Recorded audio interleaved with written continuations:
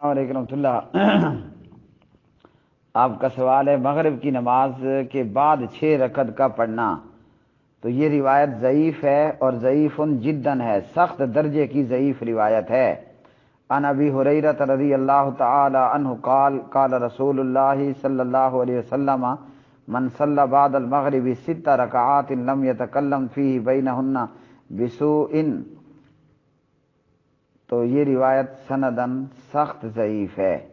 مغرب کے بعد جس نے 6 رکعت پڑھی کے درمیان میں کوئی کسی سے بات چیت نہ کی ہو، بیکار کی، فضول کی، تو اسے 12 سال کی عبادت کا ثواب ملتا ہے۔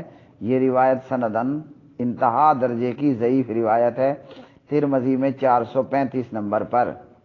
تو لوگ اسے اوابین سمجھ کر بھی شاید پڑھ رہے ہوتے ہیں۔ تو صلاۃ الاوابین کی نماز زوال سے پہلے ہے اور اس کی 8 رکعتیں ہیں۔ دوپہر میں زوال سے پہلے پڑھ لینا جب دھوپ گرمی زیادہ ہو۔ مغرب کے بعد 6 رکعت پڑھنا اور اس پر 12 سال کی عبادت کا ثواب روایت سندن ضعیف ہے۔ اس لیے وہ اعمال کریں جو صحیح احادیث سے ثابت ہوں، تاکہ آپ کو اپنے کیے ہوئے اعمال پر ثواب بھی حاصل ہو سکے۔ ایسا نہ ہو کہ اعمال کر کر کے قیامت کے دن دیکھیں تو رزلٹ میں 0 ہو۔